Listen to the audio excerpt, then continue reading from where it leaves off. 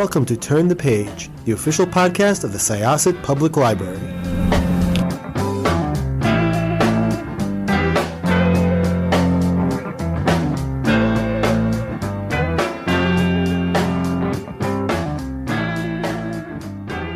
Welcome to Syosset Library's Turn the Page podcast. I am Jessica. I'm your host today, and I'm here with author Rebecca Keller of the book You Should Have Known, which is fabulous and a really interesting thriller with a really interesting setting. So I'm just going to start off by letting you introduce yourself and discuss You Should Have Known in your best word, from your point of view, in your best words. In my best words. You should have known in a nutshell, sort of the elevator speech, is centers a woman named Franny Green, who's a retired nurse and who's in her early 70s. And her kids convince her to move into an assisted living facility. And I think that's, in some ways, the setting is almost another character in the book. I don't think there's many books set in a place like that. And anyway, we can talk more about the setting later, but it really struck me as an interesting, it had a lot of potential when I decided to do that. So Franny moves in and she meets a woman named Catherine and she becomes friends. And she finds herself thinking that this might be the last new friendship she makes in her life. And Catherine's very different than her, but they find, they enjoy one another's company until one day Franny realizes she meets Catherine's husband. And it turns out that Catherine's husband is the corrupt judge who is to blame for the death of Franny's granddaughter and the coming apart of her family. So what happens from there forms the book. Yeah, so like you were saying, first of all, I don't think I have read another thriller specifically set in an assisted living. And assisted living is, I think, in a way, it's a very modern phenomenon. I first came in contact with it a while back. My grandparents moved into assisted living, and I wasn't really sure what to expect when I went to visit them the first time. And it was just sort of like this real interesting in-between state. Right. It's like I don't, it's not bad. It's not a bad place, but I could also see, especially having had a father who he didn't end up in assisted living. That's a whole other story I don't want to get into, but he did, for a while we were kind of trying to get him to accept that this was a good place for him. And it is, like I was saying, an in-between state. I could see why somebody might consider it almost like a purgatory. It's like, right, your kids are telling you this is great, you'll meet people, there's activities, your food gets served to you, and you really want to live independently, but it just kind of feels like you're not. It feels, I don't know, different. So I really liked, first of all, Franny has a wonderful voice. She is a retired medical worker. She's a retired nurse. Yes. Retired nurse. And, she lost her husband 6 years prior to the book. And she's not, she's not really ready to not live independently. And the way she's looking at this, it's not independent, but at the same time, she fell, and her kids have some very valid concerns about her safety. So, this is kind of the setup for her character. And you also find out very early on about the tragedy that her granddaughter Bethany was killed, and it's really upset the fabric of her whole family. Her daughter Iris has never been the same since. And another thing I really kind of wanted to bring up, which I really liked just about the family in general, is Franny's love for her children and her grandchildren is apparent, but I respect, especially having been there. Her children also don't want her to just focus on them. They want her to find joy outside of them, because it is a lot of pressure when you, an adult child, are your parents' key thing of joy. So Right. there's a lot of just real life things going on, which was great. And then you have the plot, and then you have the mystery and the thriller and the rest of it, where Franny realizes that her new friend's husband is this person who is not great and not admirable, and pretty much ruins the fabric of her family. And she gets some ideas. Right. So yeah. So first of all, so Franny and Catherine as a dynamic, who did Franny come first? Her voice was so strong. Franny came first. Yes, Franny came first. And before we get into the dynamic, I just want to pick up on something you said about Franny and Iris. And in my mind, it kind of worked both ways, in that Franny, Iris was so destroyed by her daughter's death that it changed every relationship she had, including with her own mother, with Franny. And it wasn't until Franny became more vulnerable that she and Iris were able to reconnect in a way. And I think, as much as Iris doesn't want Franny just to focus on her, Franny does not want Iris just to focus on her.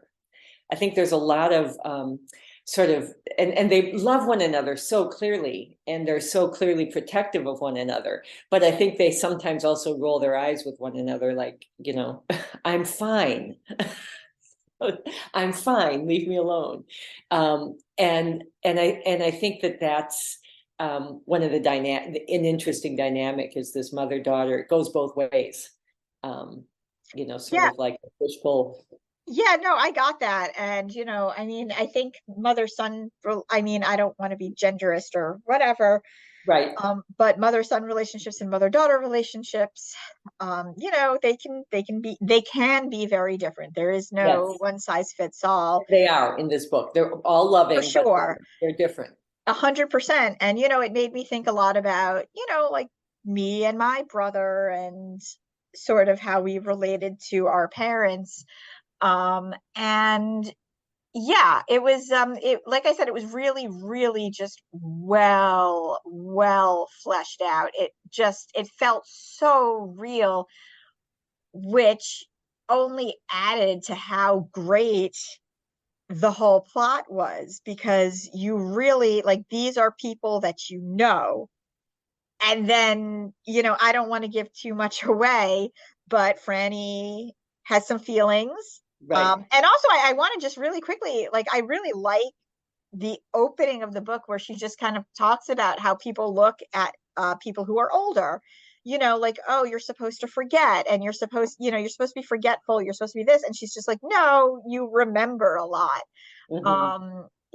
And I do think there is just a lot of looking at people who are older, and a lot of assumptions are made. Right. But yes, so about Franny and Catherine's relationship. So yeah, I think Franny is amazed to find herself interested in friendship with this woman, because they're very different. And I think at one point, and Catherine is a sort of, grew up in a kind of as a pampered daughter of a banker. She grew up in the South, very, very kind of magnolia scented childhood. And of course, Catherine is in her 80s. So we're talking, a while ago, when she was growing up. And she grew up with some privilege, and she married a man who had money. And kind of, had a very junior league luncheon kind of life. And Franny, grew up without much money at all, in a farm in North Dakota, with, not a lot of prospects, and pretty much different kind of outlook. And And I think at one point she even says that she's not proud of it, but she's always looked down a little bit on women like Catherine, as kind of these privileged, pampered, you know, um, ladies who lunch. And Franny was so not that. It really made her own way, became a professional in a time when it was not that easy, and a working mom at a time when it was really not that easy. So I think she finds herself quite amazed that she is feeling a pretty, real sense of friendship for Catherine, despite everything. Yeah, for sure. And I think, another thing, and this will kind of bring me a little bit to the setting, is just this idea, Franny says several times things like, I'm going to end up here with everybody I've ever had a fight in the library with. Like I'd mentioned, assisted living was really like, it seemed very remote when my grandparents started it, which was probably about 2006. I had never heard of an assisted living home before. And, I go there and I'm just like, oh, okay. Because they're nice places often. Very, very nice. In a nice. nice Yeah. place. She has her own apartment. It's, Yup. Yeah, I mean, really, and but at the same time, it is also sort of like, um, for lack of a better phrase, like a dorm for Yeah. older people, and you're sort of set in to this situation where you have to, you have to start making friends with people. You have all new neighbors. They're not the neighbors in your neighborhood that you could just shut the door. These are people you live with. So I liked that aspect of it. But what I really liked was that, yeah, Franny does need somebody who, but it wasn't a person she got into an argument with at a library. It was somebody who really, like, is not a great person. And also, she kind of, you always like have those friends where they're in a relationship and you kind of wonder, oh, the spouse, what do they see in them? Yeah, what do they see in them? And you're like, do I tell them? Do I just let this run its course? And it's different when this person is literally living with you, and your spouse or your partner who you could turn around to and be like, oh my, did you hear what he said to her? It's not there. So that added something to it as well. Yeah. I mean, the whole, you're right. I mean, there's a reason that so many books are set in closed or semi-closed settings, middle schools, dormitories, boarding houses, little teeny towns, because everybody knows everybody's in one another's business. People know stuff about one another's history. You may not realize what somebody knows about you, and they may not realize what you know about them. And in this case, of course, this is a relatively small town outside Chicago where people have histories, and they also, who knows how accurate their memories are. And so they're in this, enclosed setting. And of course they can leave. It's not a prison, but it's, it has all those same aspects of a semi-closed circle where you can't avoid bumping into stories that you might not, that you otherwise could just close the door on. And the thing about Catherine and her husband that you mentioned, the other thing that this brings up is Catherine's complicity. That, Franny loves this woman, they're friends, but she also increasingly thinks Catherine had to have known. She benefited from this man's corruption. How could she not have known, other than an act of willful ignorance, willful blindness at what her husband really was? And that makes things very uncomfortable for her. So another thing I kind of wanted to touch upon also, before I sort of get back to just sort of the plot, is, and it is part of the plot, the staff at the assisted living are also very strong characters, and that rang very true again. You do see that residents will, they'll take a liking to certain people, and certain people will take a liking to them. But so they're not really able to be friends with the residents. Right. Now, is that true? Well, I think, I think at one point Franny says she is observing, I think the very first time that she and Catherine go to lunch together. And Catherine is very comfortable, stating her desires to the staff. And Franny has not yet cracked this nut because she never had household help as Catherine did. And I think she states that she's uncomfortable with the kind of hierarchies of, because they work for the residents, but not directly for the residents. They're not her employee. And yet they may, occasionally come to know her intimately. And so she's having trouble calibrating, and she likes them. She sees herself in them because she was when she was learning to be a nurse, some of the tasks that these people have to do were similar to what she had to do. So she likes them. She sees herself in them. She's a kind person, and she is interested in them. And because they're young, she wants to have a friendly relationship, and she wants to help. But, there's a certain kind of distance that has to be maintained, because, it just sort of has to be for things to go well. And of course, these people have lives, they have kids, they're busy. And as kind as they are to her, they're not like looking to befriend everyone that lives in the apartments. Yeah, no, for sure. So I wanted to know also about, like, so how do you plot? Did you know all the twists and turns before you were writing, or did you just sort of sit down and suddenly you were taking left turns and right turns, and you're just like, oh, this is coming in from there? Yeah. I mean, there's that thing that the writers are often asked: are you a planner or a pantser? I'm definitely a pantser. I just sort of, I wanted there to be. I started with the idea of someone who was essentially a good person, at the moment where they step off the straight and narrow and act on their worst impulse, which is what happens to Franny. And that was even before the setting.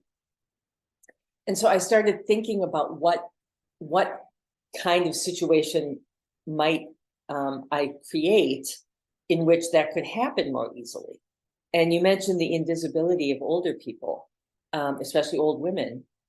And that came to me as an answer, that someone who is older, first of all, they might feel like, I don't care. I can do what I feel like I need to do to get justice.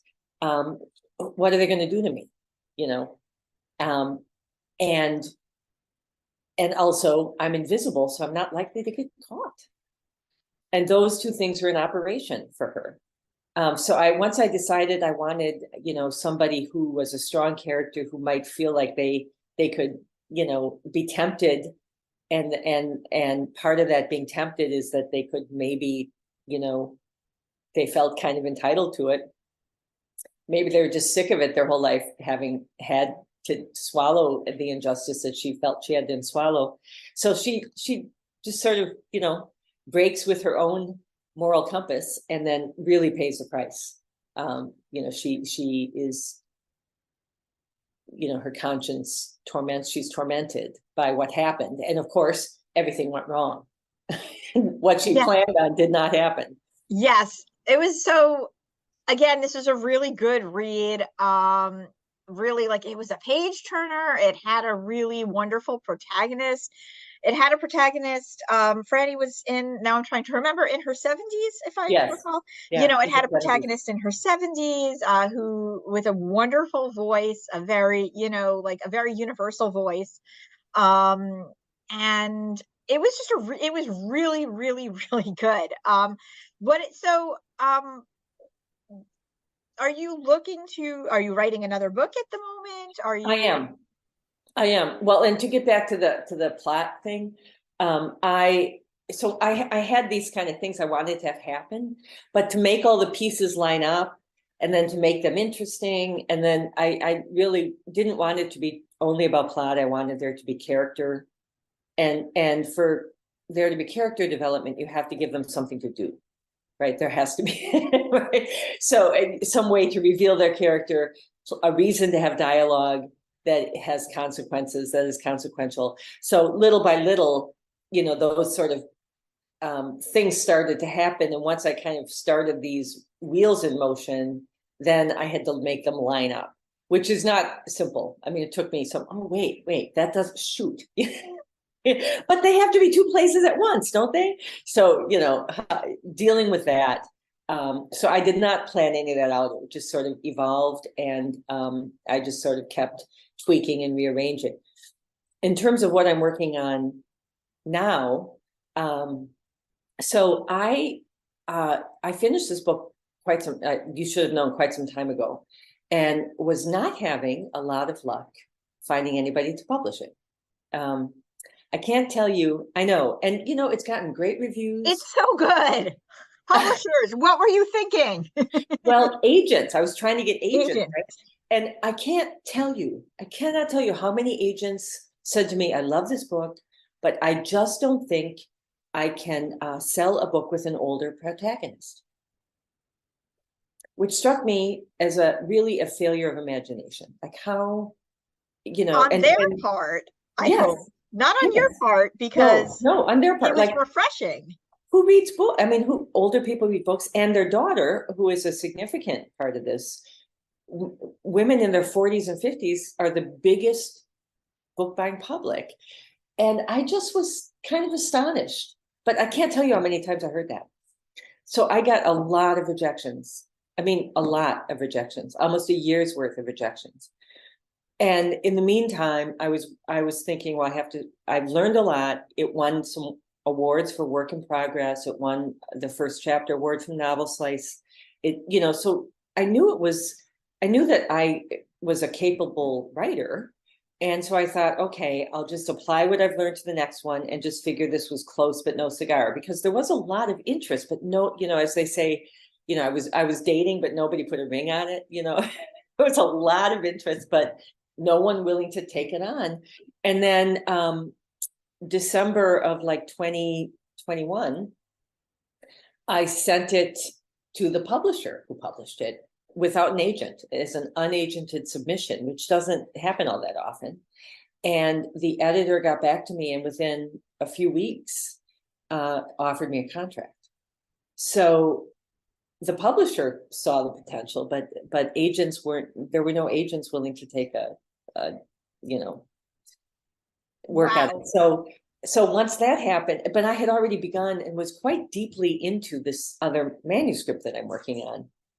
But I haven't, in all honesty, the last month or two have been so busy with getting this book ready for publication and then getting it out into the world, that I have not been able to spend a lot of time on the one that I've been working on. And several people have said to me, would you consider a sequel, another book with a different one of the other characters from You Should Have Known? Yeah. I'd read that. Good, because I may write one. I'll need to talk to the publisher and see what they think. But seriously, yeah, no. So I just want to thank you so much for joining us. There's so much in this plot. It's so good, and it's so juicy. And I don't really care what age you're at. I really think this is a really good book. Not only that, but I know that people talk about what constitutes a quote unquote book club book. I don't think this is your traditional book club book. Like, we're not talking, I don't know, like a Dr. Phil and Oprah pick or whatever. Right. But I think, which I think traditionally is what people say is a book club book. But I think it is a book club book because there's so much in here. And it's something that I think could be a really good book for for mothers and daughters to read together, mothers and daughters who like thrillers. There's just a lot, and it's got something for everyone. And I want to thank you for chatting with us about it. My pleasure. My pleasure. Thank you so much for having me. So once again, this is Jessikah with Syosset Libraries Turn the Page podcast. Our guest today was Rebecca Keller with You Should Have Known. And we are going to close this chapter of Turn the Page. It's time to close this chapter of Turn the Page. Join us for the next episode.